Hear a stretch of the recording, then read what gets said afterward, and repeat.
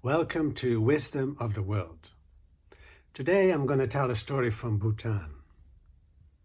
It's about when love seems so unreachable. The story is called Boom Dole and Bo Serba, and it goes like this. Dangbo Dingbo. All Bhutanese stories start like that, and it means a long, long time ago. There was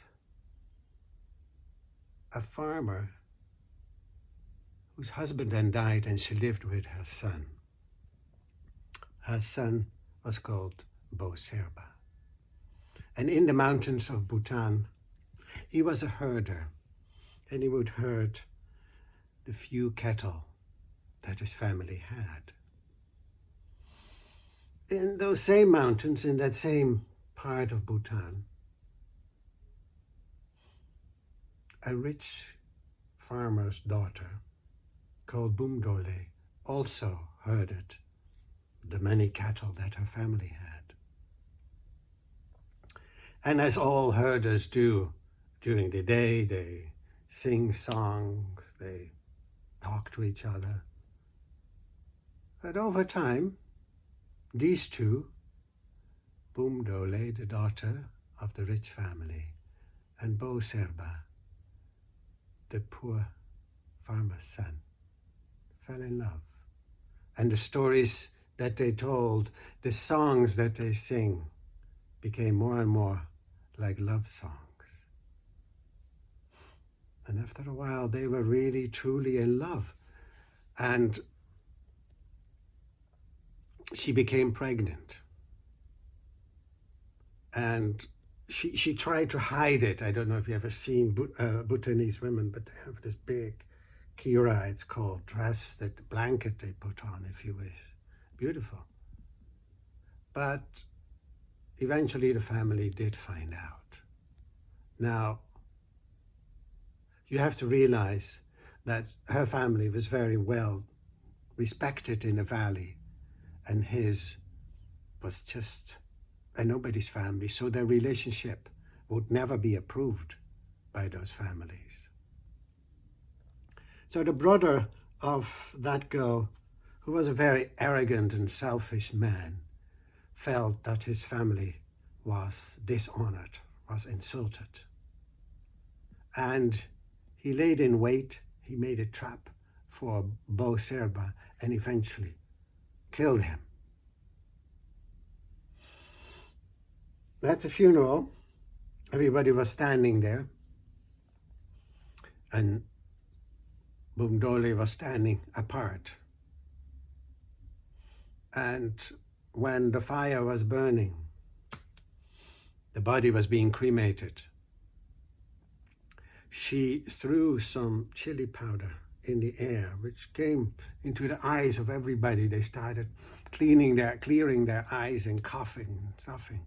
And at that same time, she poured mustard oil all over herself and jumped into the fire. Before anybody could do anything, she also burned. And the tragedy was complete. Now,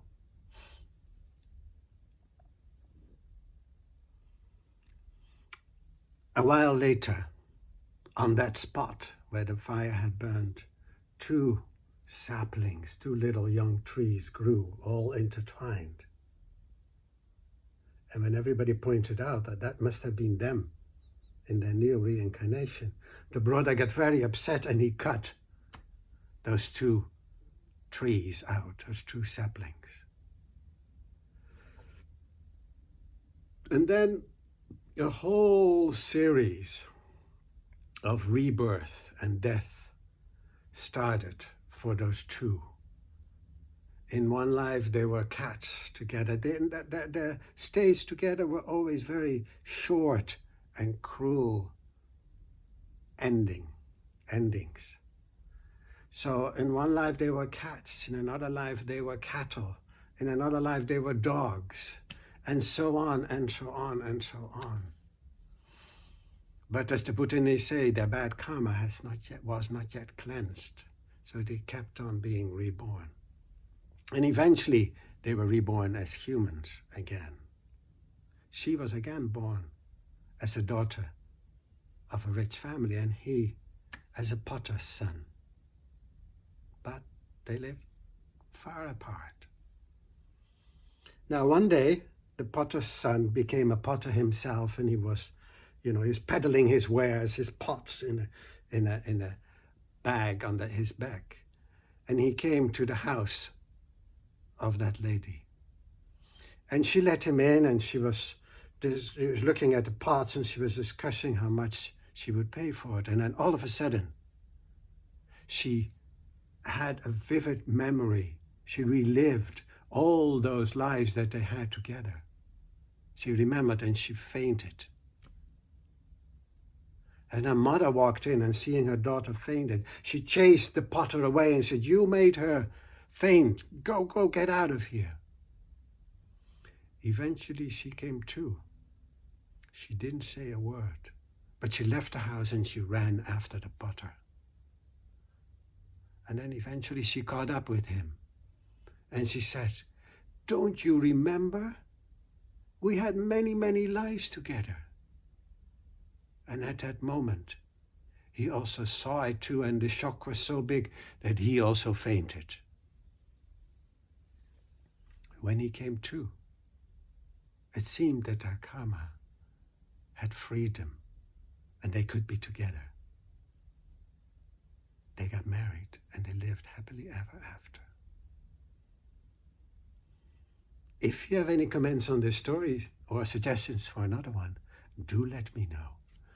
Thank you.